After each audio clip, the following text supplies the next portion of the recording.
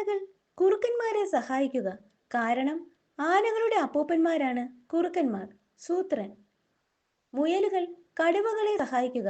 കാരണം മുയലുകളുടെ അപ്പൂപ്പന്മാരാണ് കടുവകൾ. സൂത്രൻ. ഏ അതെങ്ങനെ? ഞാൻ ശാസ്ത്രീയമായി തെളിയിച്ചു തരാം. വെറും 3 ചിത്രം മതി. ആദ്യം ഒരു കുറുക്കനെ വരയ്ക്കാം. രണ്ടാമത്തെ ചിത്രത്തിൽ ചെവിയും മൂക്കും അല്പം നീട്ടി വരയ്ക്കാം. ദാ മൂന്നാമത്തെ ചിത്രത്തിൽ ചെവിയും മൂക്കും കുറെ കൂടി നീട്ടാം. ഇപ്പോൾ ഇതൊരു ആനയായത് കണ്ടോ?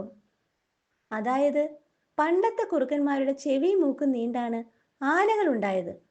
അതായത് ആനയുടെ അപ്പൂപ്പന്മാരാണ് കുറുക്കന്മാർ. കടുവകളുടെ ചെവി നീണ്ടാണ് മുയലുണ്ടായതെന്നും തെളിയിക്കാം 3 ചിത്രത്തിൽ. മുയലുകൾ ശ്രദ്ധിച്ചിരിക്കണം. ദാ കണ്ടില്ലേ? മുയലിന്റെ അപ്പൂപ്പനാണ് കടുവ. ഏ ശാസ്ത്രമാണ് ശാസ്ത്രം. തർക്കിച്ചിട്ട് കാര്യമില്ല. He he.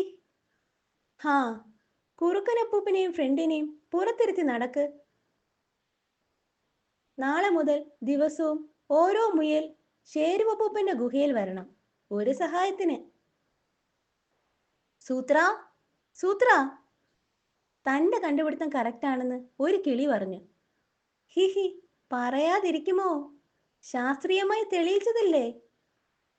അതനുസരിച്ച് കടുവ കുറുക്കന്റെ അപ്പൂപ്പനാണെന്നും പറഞ്ഞു. കടുവയുടെ ചെവിയും മൂക്കും നീണ്ടാൽ കുറുക്കനാവുമെന്ന് ദാ 3 ചിത്രം വരച്ചു കാണിച്ചു. സമ്മതിച്ചു ചേരുവപ്പൂപ്പാ. ഹിഹി. അത് പോട്ടെ, എന്താ തന്റെ കയ്യിൽ? കുറച്ചു രോമമാ. ആ കിളിക്ക് കൂടുണ്ടാക്കാൻ. താൻ ഉറങ്ങുമ്പോൾ തന്റെ വാലിൽ നിന്ന് കടിച്ചെടുത്തതാ. ഏ എന്റെ വാല്! എടാ ദ്രോഹി! ഞാൻ തന്റെ അപ്പൂപ്പനല്ലേ, അനുവാദമൊന്നും ചോദിക്കണ്ടെന്ന് ആ കിളി പറഞ്ഞതുകൊണ്ടാ. അത് പറയാൻ അങ്ങേരാരാ? അങ്ങേരെന്റെ അപ്പൂപ്പനാ കിളിക്ക് ചെവി മുളച്ച കടുവ ഉണ്ടായതെന്ന്.